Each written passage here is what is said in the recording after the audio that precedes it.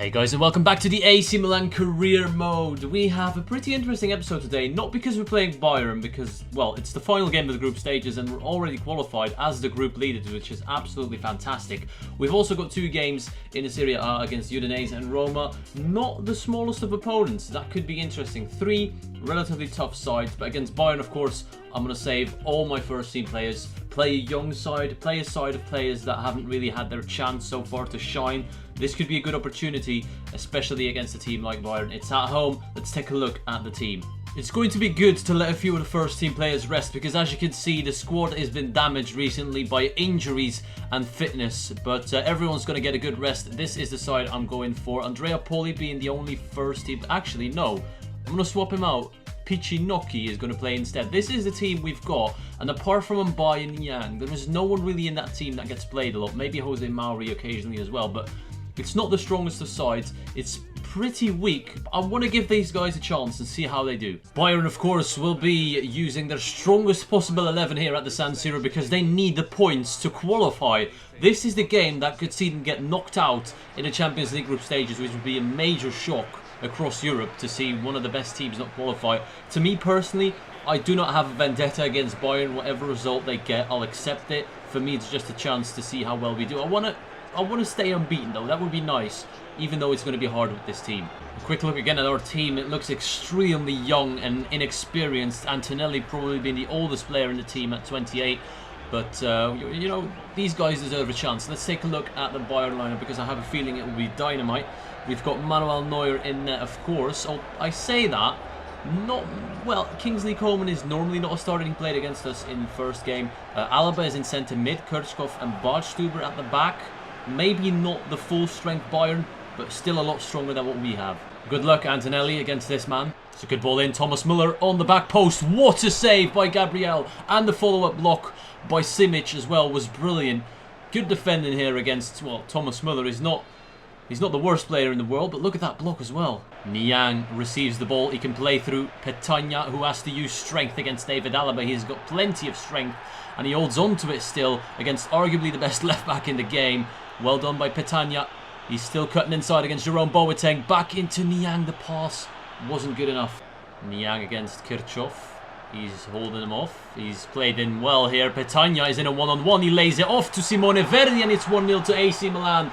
Against the run of play, arguably, you saw the possession stat in the top left of your screen, but if you concede to a good, well-worked goal like that, I'd say we deserve to be in the lead, especially the way these guys have been playing. It's like I'm playing with my first team. I feel no difference.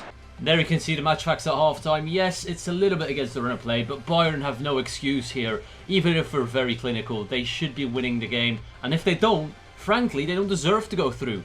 One change at half-time. Alessandro Mastalli is coming on for Carlos Pinto. Also, he gets a chance to shine at the highest level of European football, basically. Although, I have to say, Bayern have been disappointing so far. Verdi inside to Petagna. Well played. Petagna into Mastalli, who just came off the bench. Mastalli back into Petagna, who shoots, blocks, and Manuel Neuer saves. And Niang couldn't get the rebound. Well done by Simone Verdi. He wins that back and he's going through. He's trying to run at them. He finds Niang, who fake shot stops. Couldn't get the shot off, and it's not a penalty. Well, Niang dispossesses Kirchhoff on the edge of their own area. Poor defending by Bayern. And it's looking more likely that they're not going to go through, and they don't deserve it. Jose Mauri looking for Petagna again. What can the man do? Petagna turns well. He's playing in Simone Verdi. No, it's Jose Mauri, actually, who's going to go through. Badstuber went in for a rash challenge, and that's a penalty. And it's a red card. He's been sent off. Holger Badstuber lets his team down in what could arguably be the worst game in recent Bayern Munich history. And Mbaye Niang is going to step up to try and crush the entire nation of Germany's hopes to win in the Champions League this season, because Manuel Neuer goes the wrong way, and it's 2-0 Bayern Munich. If Saint Etienne get a result, are knocked out. And that is the end of a dramatic night of Champions League football where Bayern Munich may have lost qualification and they couldn't beat the Milan youth team. And looking at the stats, especially the second half, we deserve to win, and Bayern do not deserve to go through. Let's take a look at the other results in our group. Saint Etienne beat Anderlecht 3-1, and I have to tell you, when I was playing against Saint Etienne, they looked solid. They took points away from us. The only team in the group that managed to get a point against us. It's well and massively deserved for Saint Etienne to go through. What a shock. And guys, here is a quick look at the round of 16 of the Champions League. We are matched up with Borussia Dortmund, the other German team that is left, together with Borussia Mönchengladbach. Dortmund, a pretty decent side, you know. They're not the best team we could have faced, but definitely not the worst. Barcelona taking on Marseille, PSG taking on Mönchengladbach, Chelsea against Juve, huge game. Atletico Madrid against Liverpool is also interesting. Manchester United taking on Porto, Real Madrid against Olympiacos, and Arsenal against probably the surprise of the tournament, Saint Etienne. And now it's time to direct our attention back to the Serie A because we've got a league game against Udinese, and as you can see by the league tables, we are 2 points behind Torino with a game in hand. A win sees us go top of the table. This is the side I've picked for the game against Udinese. It's probably my strongest possible side bar the injuries. I've included Verdi and Antonelli into the side because I felt they had an awesome game against Bayern Munich and they deserve to get some more game time. Let's see how they do in this team and let's see if we can get the win. 29 yards out. I'm tempted to do a power free kick, but I think I should go for the curled one because he's got enough shot power already, Çalhanoğlu, to beat the keeper from this distance. So we're just going to go for a normal curled free kick, and we find the back of the net as I struggle to find my words. Hakan Çalhanoğlu is once again proving to be a set-piece goal. It doesn't hurt to show one little replay, and this is probably the best replay you can get. Look at that camera angle. Keeper nearly got it, to be fair to him, but there's no way you can stop that. Çalhanoğlu opens the score. Looking for Bacca. Bacca takes a touch, shoots, and it's a penalty. I must have missed it. Someone must have been taken out off the ball. Simone Verdi quite aggressively reacting to whatever happened there. It looks like some kind of attempt of a block, and Verdi ran into it. Well, FIFA 16 for you right there, people. Verdi won it. Verdi's going to take it. He's in good enough form. I trust him with the penalty against Simone Scaffè from Udinese. He converts it and makes it 2-0 in probably what is the most ridiculous penalty decision I've ever seen. Alright guys, as you can see, Verdi is low on fitness. He has now played, well, technically 1 game and a half in 1 week. So I'm going to bring him off for Luis Adriano, put Menez back into the number 10 role and see how we do in the second half. The most important thing right now is to secure the 3 points. Oh, Bacca does well into Menez. Menez can look for Adriano. Adriano makes it. No, he doesn't make it 3-0. Great save. Bonaventura into Poli. Good football again from Milan. This time, can we convert the chance? Luis Adriano turns and scores 3-0.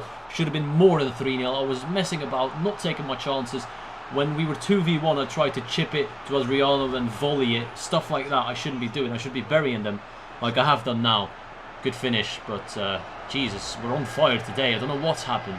And that is the end of the game. Milan win 3-0 against Udinese. A well-deserved victory. A fantastic performance overall. Excellent play from the home side. And a fully deserved 3 points on the table.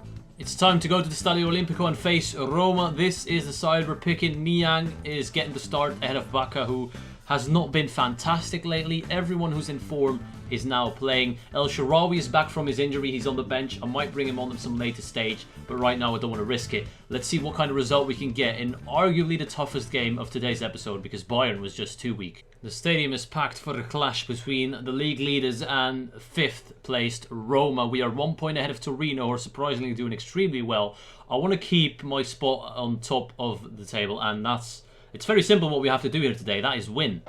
Abate avoiding the sliding challenge from Raja Nainggolan, and now he's cutting inside, avoids another sliding challenge. Abate has done well there, looking for the pass to Bonaventura into Menez. Jeremy Menez has to score, and he does. He makes it 1-0 after 15 minutes. Milan are unstoppable lately. Lovely work from Abate, credit where it's due. The good pass and vision from Bonaventura and the clinical finish from Menez. Everything is just working, everything is going my way. Bonaventura against Raja Nainggolan. He's winning the battle so far in midfield.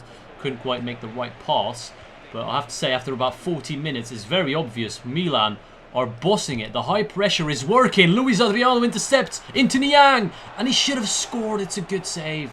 Luis Adriano is going to be sacrificed for the return of Stefan El Shaarawy, who's going to play in the number 10 role. Menez is pushing up in the striker position. Let's see how that works out. Roma started better in the second half. Alessandro Florenzi is pushing up. He somehow gets away with it. Lopez called upon action for the first time. We've got an injury. Someone's gone down. Not sure who it is. It's Bonaventura. That's not what you want to see in a game like this. We're undermanned here. They're going for it. They've gone all out attack, I think. Gervinho with a great turn. But Alex is there to save the day, and now we can break. We've got a counter-attack. High-intensity game now all of a sudden. El Shaarawy's through. Stefan has to take a good touch. It's Stefan El Shaarawy one-on-one to make it 2-0. What a save! Stefan El Shaarawy into Polly. Polly looking for Niang. I thought he was fouled there. The play continues. Niang looking for Stefan El Shaarawy. Can't quite get there. Niang doing well again. El Shaarawy's turning. El Shaarawy's going for it. Stefan El Shaarawy on his return makes it 2-0 to wrap the game up in extra time, or injury time I should say. Someone pointed that out recently. Sorry, apologies about that. But we've scored, and that's the most important thing. We're wrapping up the game. Another 3 points in the bag. It's good to be back, Stefan. Well played. And that was literally the last kick of the game because the ref has blown his final whistle. Milan win away from home against Roma after a good performance. Once again, fully deserved. Another good few training drills before we're going to end the episode. And some half-decent results. A few stats going up. Niang's stamina going up. That's very important. I need to get that to at least 75. I think we have just witnessed possibly the worst injury you can have in career mode. Bonaventura is out for 7 months. That is the longest I've ever seen for an injury. I haven't seen anything as serious as this. An anterior cruciate ligament. 7 months! His season's already over. Gabriel, Diego Lopez and Mastali have renewed their contract. There was only 1 year left really, and I wanted to make sure I've got my goalkeepers signed up for the future. Gabriel will overtake Diego Lopez in a few years' time. On the positive side, we've got Andrea Bertolacci back so he can replace Bonaventura, a midfielder for a midfielder. I went through a few scout reports. It looks like the transfer market is now open, which is good news, but I'm not really sure what I want to do right now. This one I'm going to leave up to you. Carlos Bacca has always been in a very, very difficult state of mind. Now he feels threatened. A few months ago he was doubting his ability, feels he may have been replaced. He's never really confident in himself and his form is never really that good. What should I do with Bacca? He's 30 years old now, we're in Season 2. I'm going to let you decide about his future. Should I bring in a new striker? Should I keep him? Let me know. The likes of Abiati and Alex are declining fast, but they are retiring, so there is no need for me to release them or put them on the transfer list. I can't even do that. However, players like Antonelli and Nocerino, who are going down in their physical and mental stats, I will try to move on, because once they start declining at that age, you know, they're gone, they're past it. Should I bring in someone? And what about the future of Carlos Bacca? That is what I want to know from you guys. Leave a comment down below what you want to see, and whilst you're down there, leave a like as well to support the series and show me that you're still enjoying it. I hope you enjoyed. I want to thank you all for watching, and I'll see you all later.